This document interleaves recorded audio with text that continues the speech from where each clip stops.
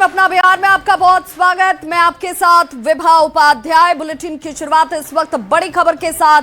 सवर्ण समाज की शिकायतों के त्वरित समाधान के लिए स्वर्ण आयोग ने एक बड़ा फैसला लिया है। अब ये सवर्ण आयोग क्या करेगा, तो आयोग अब बिहार के सभी 38 जिलों में, ये बड़ी खबर इस वक्त की, 38 जिलों में तैनात होंगे नोडल अफसर जो सवर्णों की शिकायत को सुनेंगे, सवर्णों की शिकायतों का समाधान इसके जरिए निकालने की एक बड़ी कोशिश जो है की जा रही है।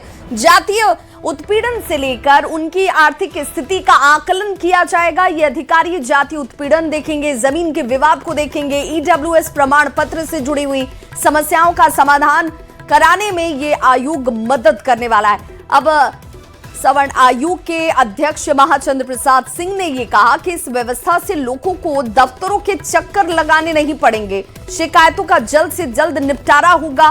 सवर्णों के लिए तैनात किए जाएंगे अब नोडल अफसर। आयोग को नियमित रिपोर्ट जो है इनकी तरफ से भेजी जाएगी। जिला प्रशासन के स्तर पर तय किए जाएंगे अधिकारी कि अधिकारी कौन होंगे।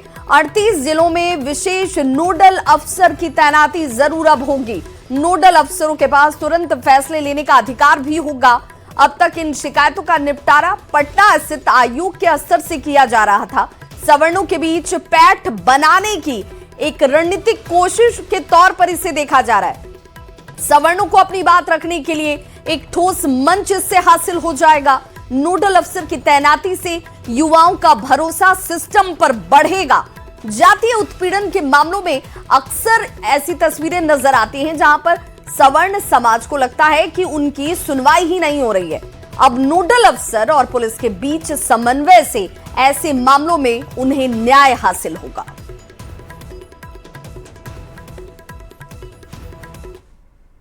या फिर काई समाज के लोग हैं, ये सच्चाई के लोग बहुत बुरे हालत में हैं, आर्थिक तंगी में है।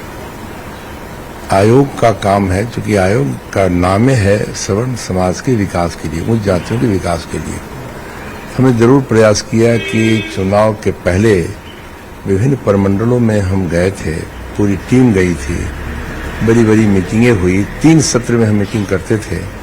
पहले वो जिले के पदाधिकारियों के साथ बात करते थे पहला सत्र में, उसके बाद भोजन आदि के बाद फिर हम लोग नहीं, भोजन के पहले बात करते थे सामान्य ढंग के सामान्य लोगों से, पदाधिकारियों के बाद क्या वो लोग का राय है, क्या परेशानी है, किस किस पॉइंट पर हमको टच करना चाहिए।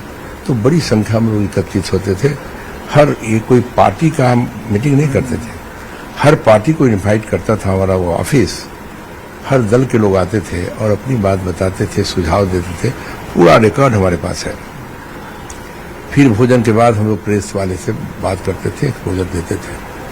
हमें कहने में हिचकिचाहट नहीं कि असेंबली चुनाव के पहले राज्य के स्तर पर हम समझते हैं ये समाज बिल्कुल संगठित होकर के वोट में इन्वॉल्व हुआ, और चूंकि पॉलिटिकली कॉन्शियस समाज है ये, निश्चित रूप से उसके बाद से हम लोग प्रयास कर रहे हैं कि जिला वाइज घूमें, कार्यक्रम भी बना रहे हैं। फिर चुनाव वगैरह आ गया, फिर और कुछ प्रॉब्लम हुआ, उस कारण हम लोग रोक दिए। लेकिन प्रमंडल वाइज घूमने से हमको बहुत बड़ी जानकारी मिलती गई। लोग आम लोगों से बात करने, कहाँ परेशानी है, क्या हो रहा है। अब हर लोग यहाँ पटना आकर अपनी तकलीफ, अपनी परेशानी आयोग कार्यालय में दे, तो वो हमें अच्छा नहीं लगा। हम कहा नहीं, अपनी जिले में ही लोग अपनी समस्या रखे। उस तरह के हमने चयन किया है जिला के स्तर के पदाधिकारी को, और उसका भी हम लोग इधर क्या करना है उनको वो जवाबदेही देंगे। हम इधर बैठक करेंगे 10 तारीख को।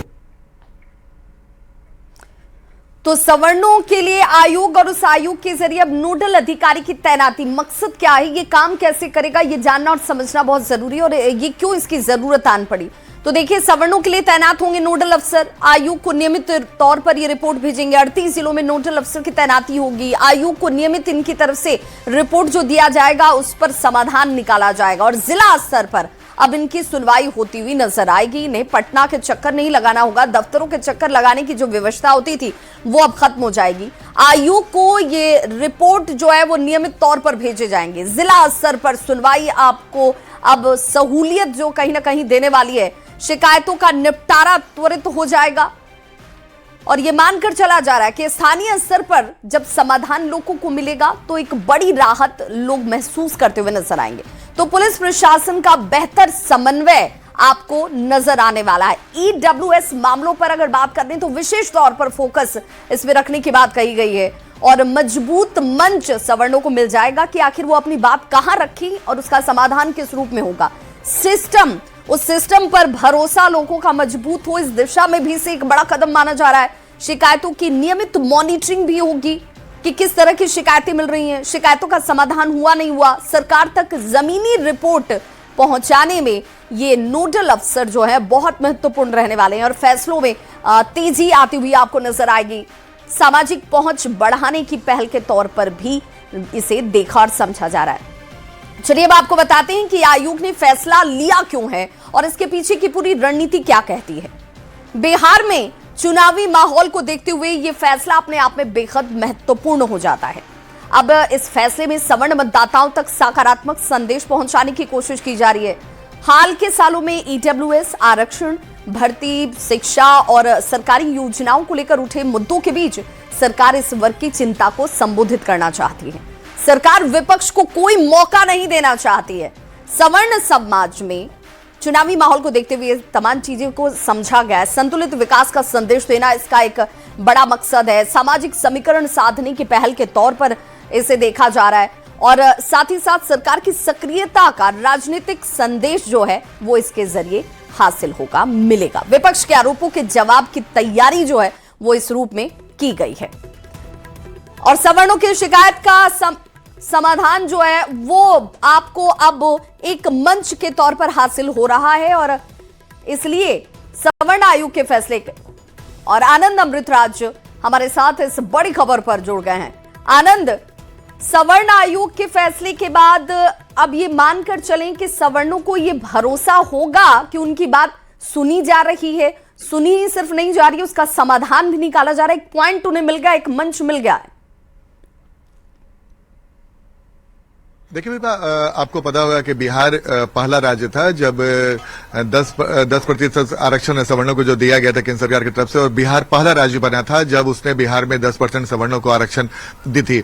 और बिहार संभवतः पहला ऐसा राज्य है इस बार भी जब बिहार के तमाम जिलों में सवर्णों की समस्या को सुनने के लिए, चाहे उनकी जिस तरह की समस्या उसे सुनने के लिए हर जिले में नोडल अधिकारियों की तैनाती की गई। ये वाकई महत्वपूर्ण है और चूंकि बिहार में सवर्ण वोटर अहमियत रखते हैं और जिसे सरकार ने भी गंभीरता से लिया है और जाहिर तौर पे अगर हर जिले में नोडल अधिकारियों की तैनाती हो गई है जिसके बाद सवर्ण आयोग और जिला प्रशासन के बीच में एक सेतु का काम करेंगे ये अधिकारी और 10 तारीख को इनका पटना में ट्रेनिंग होने वाला है।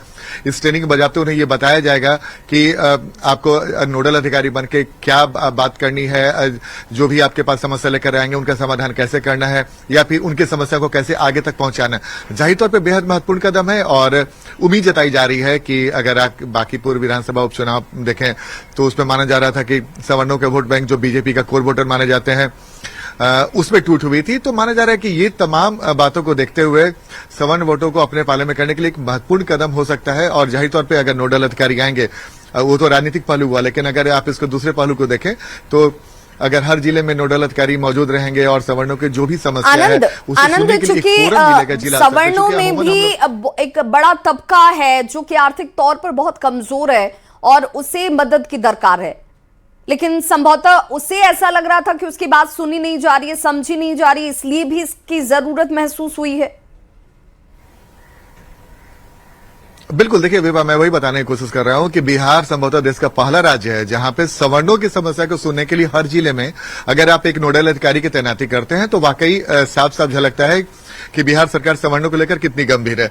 जाहिर तौर पे जब उनकी समस्या को कुछ सुनने के लिए कई बार हम लोगों ने सुना है कि पटना में अधिकारी हो या मंत्री हो उनके पास हर जाति के लोग अपनी समस्या को लेकर पहुंचते हैं, लेकिन सवर्णों को अमूमन ये शिकायत होती है कि हमारी बात नहीं सुनी जाती है। हम जिला में जाते हैं तो हमारी बात नहीं सुनी जाती है, प्रखंड में नहीं सुनी जाती है। तो अब उन्हीं के जिले में अगर उनकी समस्या को सुना जाए, एक कई बार होता है विवाह कि अगर आपकी बात कोई सुन ले उस पर भी काफी संतुष्टि मिलती है। जाहिर तौर पे अगर उन्हें अपने जिले में ही अपनी समस्या को सुनाने का मौका मिला और अगर उस पर अच्छे से काम हुआ और उनकी समस्या का सुलझ भी गया तो वाकई ये एक बड़ा मैसेज आएगा। और जाहिर तौर पे ये जो फैसला हुआ एक इसको काफी दूरगामी फैसले के तौर पे भी मान सकते हैं, क्योंकि ईडब्ल्यूएक्स के आरक्षण के बाद बिहार के तरफ से ये दूसरा बड़ा फैसला है जब नोडल अधिकारियों की तैनाती की जा रही है सवर्ण अधिकारियों के। महाचंद्र सिंह जो सवर्ण आयोग के अध्यक्ष हैं, उन्होंने जब बताया कि बिहार में सवर्णों की स्थिति भी काफी खराब है, लेकिन विभा इसके एक और पहलू भी है। अब से गुजर पहले हमने कुछ राजनीतिक प्रक्रिया भी मंगाई थी इस माध्यम। बिल्कुल आनंद, वो राजनीतिक प्रतिक्रियाएं भी हम अपने दर्शकों को जरूर सुनाएंगे, क्योंकि बांकीपुर उपचुनाव के नतीजे ने क्या इस बात की तरफ ज्यादा जोर दिया राजनीतिक दलों को इस तरफ सोचने के लिए कि भाई सवर्णों का ये तबका जो आपका कोर वोटर कहा जाता है, क्या वो आपसे छिटक तो नहीं रहा है? बहुत बहुत शुक्रिया आनंद अमृतराज तमाम जानकारी के लिए। सवर्ण आयोग के फैसले के बाद अब राजनीतिक प्रतिक्रियाओं की भी बात करेंगे, जिसकी चर्चा हमारे सहयोगी आनंद अमृतराज भी कर रहे थे। बयानबाजी शुरू हो गई है, एनडीए ने इसका समर्थन किया, जबकि आरजेडी ने सवर्णों के साथ साथ समाज के दूसरे वर्गों के लिए भी नोडल पदाधिकारियों की तैनाती की मांग की है।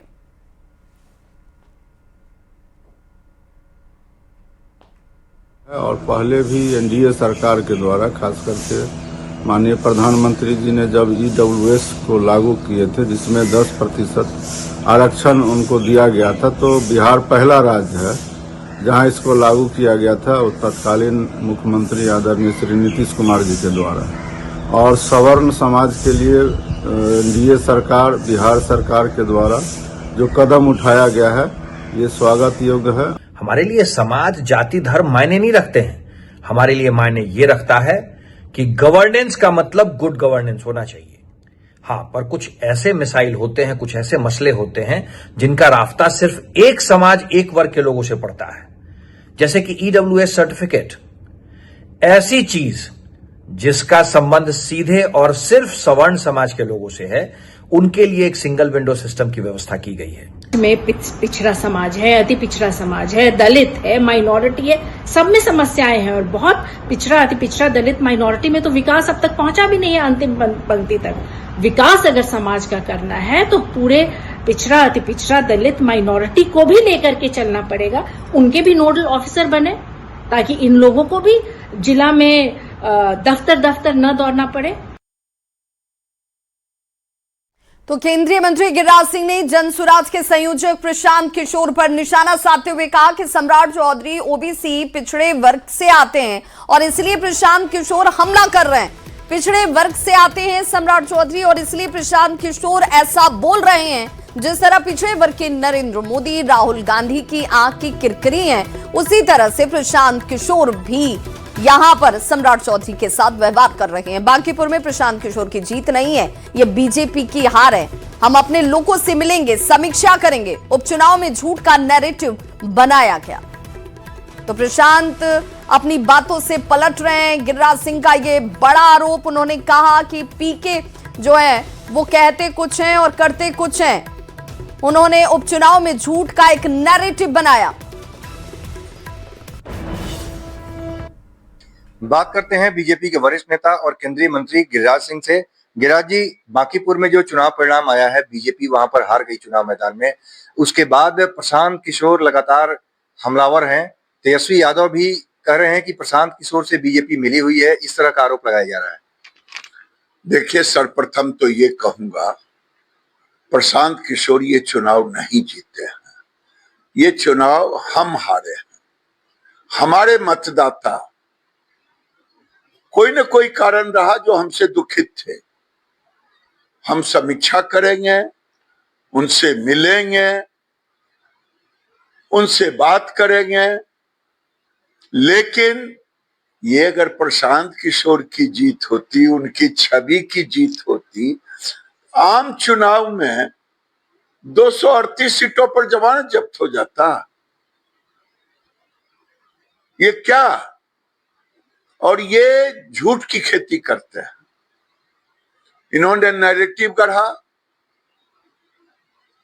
कि कुत्ता बिलाई को खड़ा कर देंगे। मैं चुनौती दे रहा हूं, वो पूरा वीडियो दिखाएं, कहां से वीडियो उनको मिला है, कट एंड पेस्ट वाला नहीं, पूरा वीडियो दिखाएं। वो जो कह रहे हैं, देखिए, पहले आम चुनाव के पहले इन्होंने कहा था हारूंगा संन्यास ले लूंगा, फिर मुकर गए। ये केजरीवाल है। प्रशांत किशोर दूसरे बिहार के केजरीवाल बनना चाहते हैं। जैसे केजरीवाल अपने वादों से मुकरते रहा, वैसे तो ये फिर आए राजनीति में। राजनीति में आए इन लोगों ने कहा कि बेंगलोर बना देंगे बांकीपुर को, चुनाव जीतने के बाद तुरंत मुकर रहे हैं। और ये कह रहे हैं कि मैं शिक्षा में परिवर्तन ला दूंगा। क्या परिवर्तन ला देंगे? घिसा पीटा रिकॉर्ड। सम्राट चौधरी, आप सम्राट चौधरी के विषय में बोल रहे हैं। बिल्कुल सीधा सवाल उनका यही है, कह रहे हैं कि मुख्यमंत्री सम्राट चौधरी को पद छोड़ना होगा, इस तरह की बात वो कह रहे हैं। और सीधे शीर्ष नेतृत्व, बीजेपी के शीर्ष नेतृत्व के लिए मैसेज है, ऐसा वो कह रहे हैं। कौन सा मैसेज है? सम्राट चौधरी जितना ही अंग्रेजी पढ़ रहे हैं फ्रांस से पढ़ करके, वो सब काम तो शिक्षा पर सम्राट चौधरी सभी ब्लॉक में डिग्री कॉलेज, 551 बेगूसराय के मंच से उन्होंने सरस्वती विद्या केंद्र खोला। उस सरस्वती विद्या केंद्र का कॉन्सेप्ट सुनिएगा। गरीब गुरबा जो बच्चे हैं उसमें से चिन्हित करके निकाला जाएगा और हर ब्लॉक में उन बच्चों के लिए एक स्कूल होगा, सारी खर्चा सरकार देगी, डिग्री कॉलेज होगा। ये कौन सा नया सूत्र दे रहे हैं? जो मोदी जी का सूत्र है उसी सूत्र को काट छांट रहे हैं। ये अंग्रेजी, ये झूठ बोलने में माहिर है। ये आने वाले दिन में ये केजरीवाल होंगे। जैसे केजरीवाल कांग्रेस से कहा नहीं मिलूंगा, कांग्रेस से भी मिलेंगे, तेजस्वी यादव का भी पैर पकड़ेंगे, कम्युनिस्टों का भी पैर पकड़ेंगे। आज मैं कह रहा हूं, नहीं हुआ तो मैं आप मुझसे पूछेंगे। लेकिन उनके निशाने पर सीधे मुख्यमंत्री सम्राट चौधरी क्यों है? आपको क्या उनकी स्ट्रेटजी नजर आ रही है? देखिए, उनको लगता है कि बीजेपी आम चुनाव में भी ये चाहे थे एनडीए का वोट काटूंगा और आरजेडी की सरकार बनेगी। ये तो एनडीए के मतदाता को धन्यवाद कि उन्होंने वोट नहीं कट किया, नहीं तो इनका उद्देश्य यही था। और अभी सम्राट चौधरी ओबीसी हैं, पिछड़े हैं, इसीलिए इनको लगता है कि इसको हटवाओ।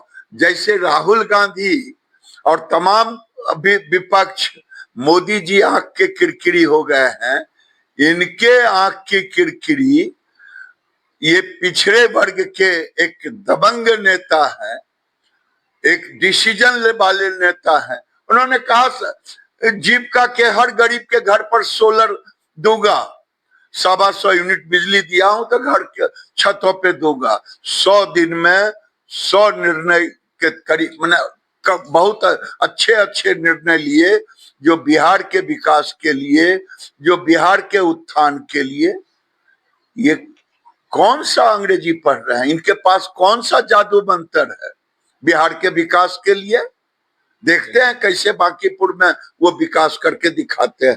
चलिए, बहुत बहुत धन्यवाद। तो ये थे केंद्रीय मंत्री और बीजेपी के वरिष्ठ नेता गिरिराज सिंह। अमितेश सिंह, न्यूज 18। तो बिहार की राजनीति में आज की शाम बेहद खास मानी जा रही है। मुख्यमंत्री सम्राट चौधरी शाम 5 बजे कैबिनेट की एक महत्वपूर्ण बैठक करने जा रहे हैं, जिस पर सबकी निगाहें टिकी हुई हैं। बांकीपुर विधानसभा उपचुनाव के नतीजों के बाद हो रही इस पहली कैबिनेट की बैठक को राजनीतिक रूप से काफी महत्वपूर्ण माना जा रहा है। चर्चा इस बात की है कि सरकार इस बैठक में कई बड़े और जनहित से जुड़े हुए फैसलों पर अपनी मोहर लगा सकती है, जिसके जरिए जनता को एक बड़ा संदेश देने की कोशिश होगी। आखिर किन प्रस्तावों को मिलेगी मंजूरी और क्या होगा सरकार का अगला बड़ा कदम? पटना से इस खबर पर पूरी जानकारी दे रहे हैं न्यूज 18 संवाददाता आनंद अमृतराज।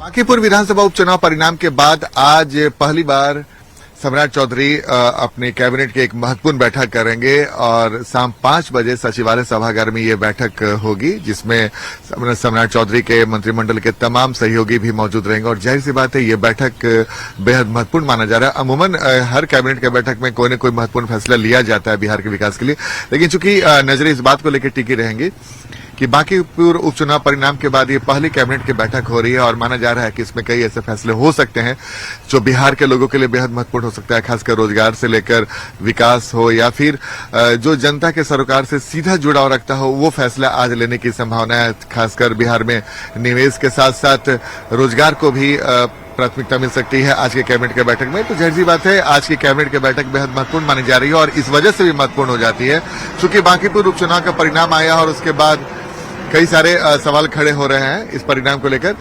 तो जाहिर तौर पे सरकार की पूरी कोशिश रहेगी कि वो जनता को मैसेज दे कि एक विधानसभा उपचुनाव परिणाम हारने के बाद भी सरकार पर कोई असर नहीं पड़ा है और वो बिहार के विकास के लिए उतना ही तत्पर है। तो जाहिर सी बात है, इस महत्वपूर्ण कैबिनेट के बैठक में सम्राट चौधरी कई ऐसे फैसले ले सकते हैं जो सीधे जनता से जुड़ाव रखता हो, सरोकार रखता हो। और माना जा रहा है कि रोजगार के साथ साथ निवेश के साथ साथ आम लोगों से जुड़ा हुआ कई महत्वपूर्ण फैसला ऐसा लिया जा सकता है जिससे जनता को बड़ा फायदा हो। तो नजर इस बात को लेकर टिकी रहेंगे कि शाम 5 बजे कैबिनेट के बैठक में आज सम्राट चौधरी कौन से महत्वपूर्ण फैसले लेते हैं। कैमरामैन दीपक के साथ आनंद अमृतराज, न्यूज 18 नेटवर्क, पटना।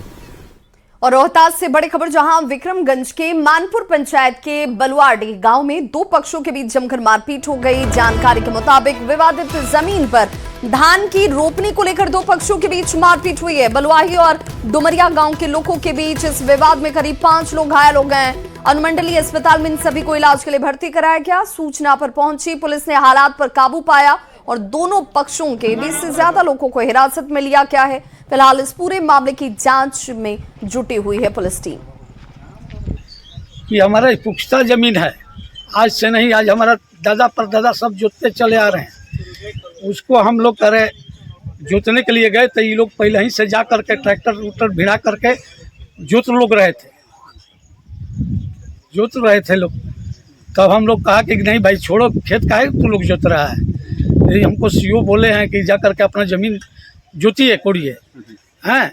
अब ये शनिचर को फिर बुलाए हुए थे कि आइएगा, तब तक से ये लोग करे मारपीट शुरू कर दिया लोग। हम जानलेवा हमला बोल दिया लोग। मामला भू विवाद से संबंधित है। एक पक्ष वहाँ खेती कर रहा था, तभी दूसरा पक्ष को भी कोई अधिकार था और उसके मद्देनजर वो भी खेती करने गया और दोनों पक्ष में मार हो गई। एक तरफ से पासवान जी लोग हैं और दूसरी तरफ से राजपूत लोग हैं। दोनों तरफ से प्रिवेंटिव अरेस्टिंग की गई है और दोनों लोग को जेल में अग्रसारित किया जा रहा है।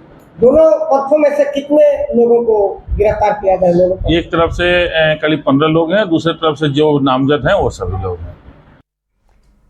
नवादा से बड़ी खबर, जहां दमन दीव में विवाहिता की हत्या हो गई है। प्रेमी ने विवाहिता की हत्या कर दी। लाश को ट्रॉली बैग में बंद कर ये शख्स फरार हो जाता है। रोह थाने के सियूर गांव की रहने वाली विवाहिता बताई जाती है। गांव के ही ऋषभ के साथ ये भागकर शादी कर चुकी थी। दमन पुलिस ने रोह पुलिस को इसकी जानकारी दी है और परिजन दमन के लिए रवाना हुए हैं। हत्या के बाद पूरे इलाके में हड़कंप मच गया।